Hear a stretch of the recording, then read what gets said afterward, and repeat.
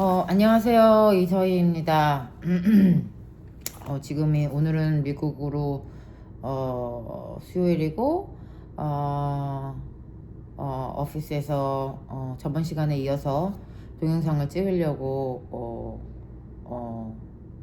비디오를 켰는데요. 저번 시간에는 우리 아이들이 왜 운동이, 중요한지, 그리고 부모님이 왜 운동이 쉽게 포기하는지 그거에 대해서 얘기했는데 제가 좀 학년별로 나이별로 좀 나눠봤어요. 그래서 오늘 주제는 프리투 TK 미국은 3살, 4살, 5살이거든요. 한국도 마찬가지일 거예요. 그래서 이거에 대해서 운동의 효과에 대해서 좀 얘기하고 싶어가지고 동영상을 찍어봅니다. 그래서 한 번 더 말씀드리겠지만 제가 제 동영상을 찍을 때는 제가 그동안 연구했던 거, 그 다음에 다른 분들이 연구했던 거를 좀 기본 두고 제가 아이들을 오랜 시간 가르쳐온 걸 좀 경험을 바탕으로 좀 종합적으로 이렇게 믹스해가지고 얘기를 드리는 거니까 좀 참고하셨으면 좋겠어요. 그리고 제 말이 뭐 100%다 맞다 이런 건 아닌데 그래도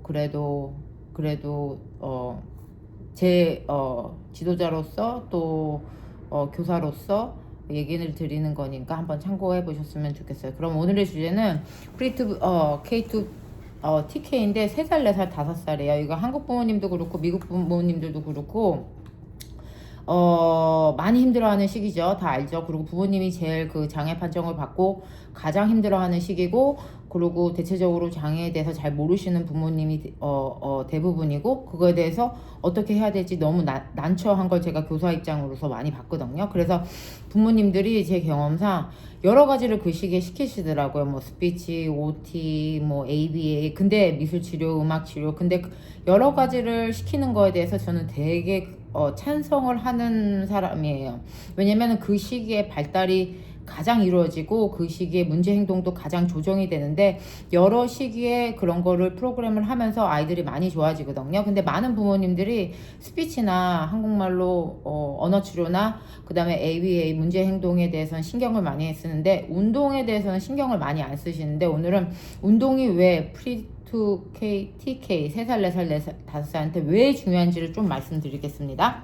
첫 번째는 아이들이 태어나고 그 자체에 대해서 우리가 대근육 운동이죠. 그래서 맨 처음에는 뭐 걷기, 그 다음에 서기, 그 다음에 달리기 이런 식으로 이렇게 순차적으로 가는 경우가 되게 많아요. 그래서 아이들이 그 순차적으로 배우는 그리고 운동 능력이 향상하는 시기고 있고 그렇게 단계적으로 가는데 일반 아이들이 근데 우리 아이들은 그러니까 발달 그 자체를 배우는 과정이고 또 그걸 형성하는 과정인데 대부분 우리 아이들이 그거에 대해서 좀 많이 딜레이가 될 수 있어요. 그래서 딜레이가 되는 게 꼭 딜레이 될 수도 있고, 그리고 그 아이들이 그것들을 연습할 수 있는 시간들이 많이, 연습할 수 있는 프랙티스 타임이 많이 없다고 생각하거든요. 저는 교사 입장으로서.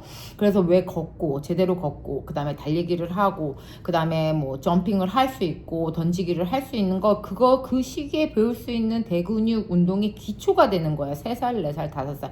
제가 볼 때는 가장 중요한 시기거든요. 그래서 그 부모님들이 우리 아이들가 잘 걷지 못하네, 달리기를 안 되네, 그 다음에 뭐 점핑이 안 되네, 뭐를 누군가한테 주면 받지를 못하네, 그거를 한번 의심해 보시고 대근육 운동에 한번 좀 초점을 맞췄으면 좋겠어요. 그래서 운동을 시키는데 우리 아이들이 일반적으로 대근육 운동 그 발전을 해 나가는데 우리 아이들이 많이 딜레이가 됐고 그 시기에 그 운동 능력이 가장 형성이 되는 시기거든요. 그래서 부모님들이 그 시기에 그것을 알면은 운동을 해야겠다 이렇게 느끼실 거예요. 그래서 대근육 운동이 좀 왜 느려지는 거 보면은 그 시기에 아이들이 팔과 다리를 어떻게 쓰는지, 그 다음에 손을 어떻게 쓰는지, 예를 들면은 저 같은 경우는 뭐 작은 공, 큰 공 같은 걸 던졌을 때 애들이 그걸 받을 수 있는 반사작용이 있는지, 그다음에 몸을 조절할 수 있는지, 그런 반사작용 그런 게 다 그 시기에 되게 집중적으로 발전이 되는 경우거든요. 그래서 아이들이 그 시기에 할 수 있는 거를 만약에 못 지연이 되면은 그 시기에 운동 치료를 좀 배워야 하고 그게 진짜 중요하다고 말씀드리고 싶습니다. 제가 죄송합니다. 제가 아침 시간이라서 말이 버벅대는데 뭐 요약을 해보면은 아이들이 그 시기에 배워야 될 운동 능력이 있고 그게 순차적으로 일어나는데 우리 아이들은 많이 딜레이가 됐고 그거에 대해서 그 시기에 가르쳐야 되는데 많은 부모님들이 스피치나 ABA 같은 거 신경을 많이 쓰시는데 운동 치료 같은 거 신경을 많이 안 쓰시는 경우가 있어요. 그래서 그것이 중요하다고 말씀드리고 싶습니다. 두 번째로는 문제 행동이 가장 심각하죠. 그 다음에 자기 조절 능력. 부모님들이 가장 힘들어하시는 부분이에요. 우리 아이들이 그때 3살, 4살, 5살 그 다음에 부모님이 어떻게 문제 행동을 조절할지도 모르고 그 다음에 자기 조절 능력이 없고 그 다음에 예를 들자면 오래 앉아있을 수도 없고 누가 말을 하면 따라오지를 않고 하기 싫으면 늙거나 도망가거나 그 다음에 선생님 지시를 오랜 시간 들을 수 없고 그렇게 자기 조절 능력이 없게 그걸 밖으로 많이 하는 게 프리2 K라고 생각하거든요. 저도 아이들을 K2 12 뭐 성인까지 가르쳤지만 그 시기에 아이들을 가르치는 게 가장 힘들었던 것 같아요. 아이들이 앉아 있는 능력이 없으니까 앉아 있는 능력도 없고 그 다음에 수업을 진행할 때 한 1분 2분 늘어가면은 그게 안 돼가지고 땅에서 눕는 경우도 많았고 저 같은 교수자 입장에서도 프리2 K2 3살, 4살, 5살이 가장 힘든데 운동을 통해서 자기 조절 능력이나 문제 행동이 많이 조절이 될 수 있거든요. 그래서 그걸 단순히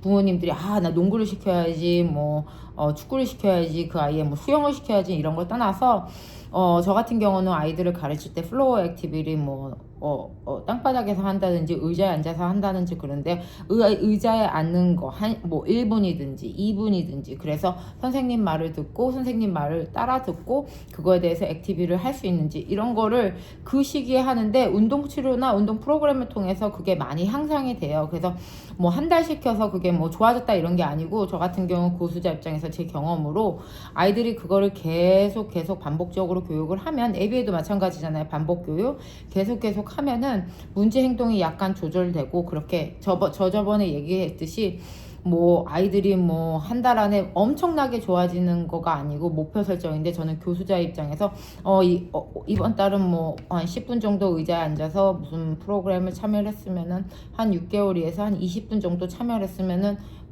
그 목표가 맞았다고 생각하거든요. 그래서 제가 말씀드리고 싶은 거는 운동 프로그램을 통해서 아이들의 문제 행동도 잡을 수 있고 교정이 될 수 있고 자기 조절 능력이 향상이 될 수 있어요. 그래서 대부분 이 시기에 부모님이 잘 모르니까 자폐에 대해서 잘 모르고 자기 아이에 대해서 잘 모르고 아이들이 싫어하고 아이들이 울고 아이들이 도망가니까 많이 포기를 하세요. 많이 포기를 하시는데 그러지 마시고 조금 비 페이션 갖고 조금 더 뭐 3개월, 6개월, 10개월 그 프로그램을 좀 부모님이 저는 할 수 있다고도 생각을 하거든요. 이 시기에는. 그래서 앉아서 좀 프로그램을 하면은 좀 오랫동안 하면은 문제 행동이나 자기 조절 능력이 향상됩니다.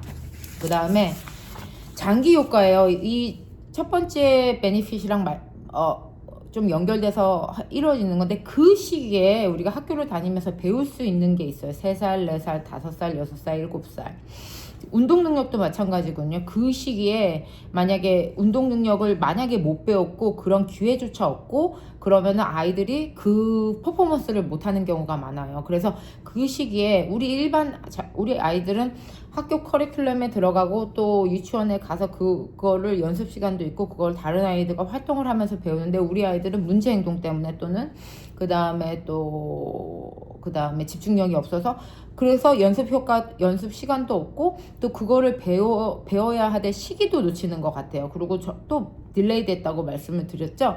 그래서 그 시기에 놓치면 만약에 아이들이 달리기를 할 수가 없다. 그러면은 이게 저학년이 이게 학교를 들어가도 이게 선생님들이 커리큘럼을 보고 그거에 맞게 가르치거든요. 그 다음에 특수체육 선생님들도 마찬가지고 커리큘럼에 맞추고 커리큘럼은 우리 일반 아동이랑 일반 아이들의 운동 능력을 갖고 커리큘럼을 만들었는데 아이들이 많이 거기서 떨어지는 경우가 많아요. 그래서 부모님들이 한번 생각을 해야 될 거는 그 시기에 배워야 될 거는 좀 그 시기에 힘들어도 가르치는 게 맞다고 생각하거든요. 문제 행동 역시. 그래서 다시 한번 말씀드리겠지만 걸을 수 있는지 공을 잡아서 선생님한테 줄 수 있는지, 뭐 한 번 점프를 할 수 있는지, 그런 가장 기본적인 거를 그 시기에 놓치면은 이게 학교에 들어가면은 그 격차가 커져요. 그래서 저 같은 경우도 분명히 할 수 있는 학생들인데, 분명히 할 수 있는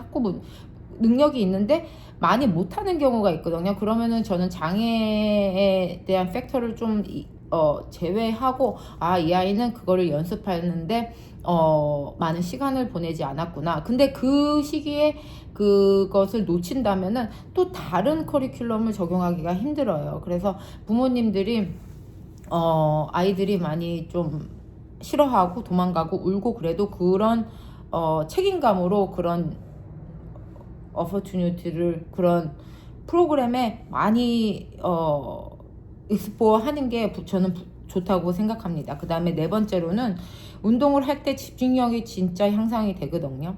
근데 가장 우리 부모님들이 가장 힘들어하는 거, 아이들이 집중을 안 해요. 뭐 인스트럭션을 언더스탠드 안 해요. 그게 어떻게 해야 될지 모르요. 그래서 많이 포기하세요. 스페셜리 이 시기 때 부모님들은 모르니까, 부모님들을 브레임하는 게 아니고 모르니까 그냥 아이들이 싫어서 안 한다, 그렇게 하는데, 운동을 시키고 그걸 프로그램을 하면은 집중력은 진짜 향상이 되거든요. 그걸 단순히 한 달, 두 달로 보는 게 아니고 이렇게 넓어서 좀 하면은 아이들이 그 프로그램 하면, 선생님이랑 같이 프로그램 하면 집중력이 향상되는 거 있거든요. 이거에 대한 리서치도 있고, 저는 교사로서 그런 것을 정말 많이 경험을 했거든요. 아이들이 내 프로그램 와서 지금은 한 1분, 2분 정도도 앉아있기 힘들고 프로그램을 안 따라하는데, 한 1년 후에 그 아이들을 보면은 정말 20분, 30분 앉아서 그 프로그램을 하고 있고 선생님이 말하는 것을 수행하는 것을 저는 많이 경험을 했거든요.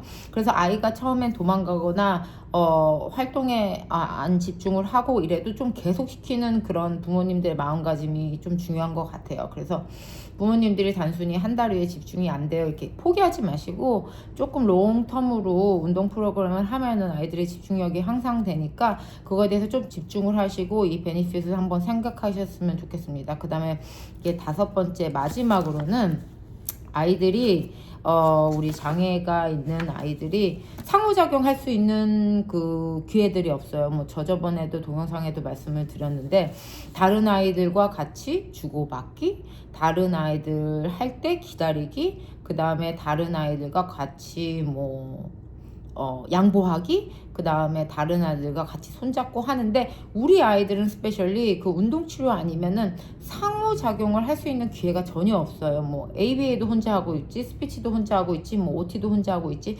오직 운동치료나 체육만이 다른 사람과 같이 상호작용을 하는 거거든요. 근데 우리 아이들이 가장 떨어지는 부분이 사회성이잖아요. 그래서 그거에서 좀 집중을 하셨으면 좋겠어요. 같이 프로그램을 할 때 단순히 우리 아이의 문제 행동을 보는 것보다도 우리 아이가 다른 애와 같이 프로그램을 할 수 있는지, 우리 아이가 그 프로그램을 할 때 다른 아이들이 무엇을 할 때 우리 아이가 기다릴 수 있는지, 기다리면 또 얼마나 할 수 있는지, 같이 상호작용, 뭐 공을 주고 받거나 같이 손을 주고 달리기나 이런 거 하는 그 기회를 운동치료나 운동 프로그램을 통해서 많이 향상시킬 수가 있어요. 그래서 제가 서머라이즈를 해봤는데, 이거는 주제는 프리-K, TK, 3살, 4살 부모님들이 조금 잘 인지를 하시고 생각을 하셨으면 좋겠어요.